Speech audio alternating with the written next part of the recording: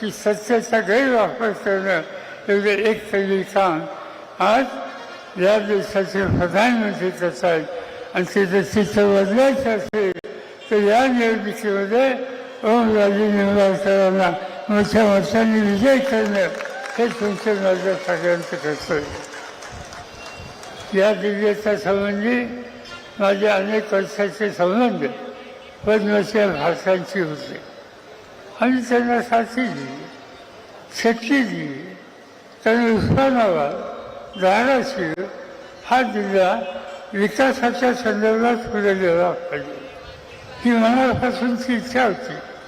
पदे दिली, महत्त्वाचे अधिकार दिले आणि हे सगळं केल्याच्या नंतर आज मी इथं आल्यापासून ऐकतोय की जे कोणत्या पद्धतीनं या जिल्ह्यामध्ये राजकारण चालू आहे आणि कोणत्या पद्धतीनं त्यांनी विकास केला.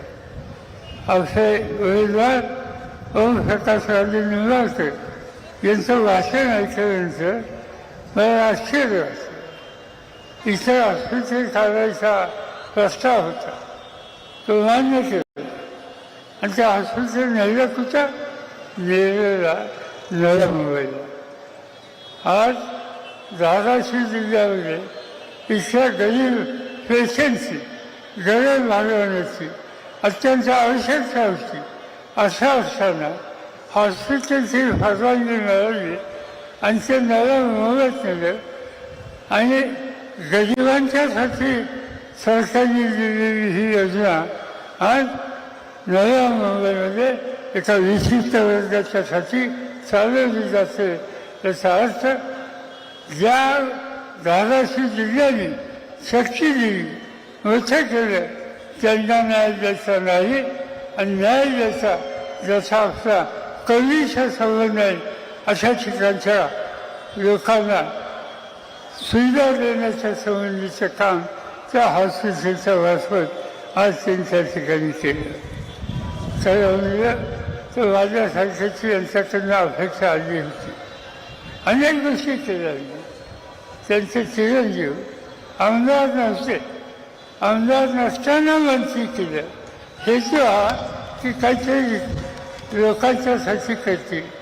पण आज इथं आल्याच्या नंतर त्यांचे एकंदर उद्योग विशेषतः तुळजापूर आणि धाराशिवमध्ये जे ऐकले माझ्या सरकारसुद्धा धक्का हा बसला.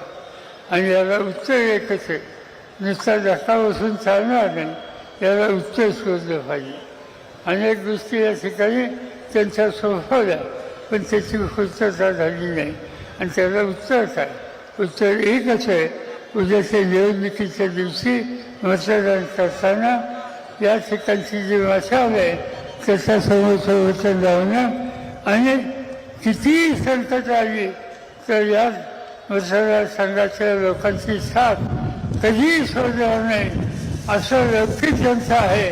अशा आज ओमप्रकाशराजे निंबाळकरांना मोठ्या मताने विजय करा एवढीच विनंती या ठिकाणी करतो आणि माझी 2 शब्द सांगतो.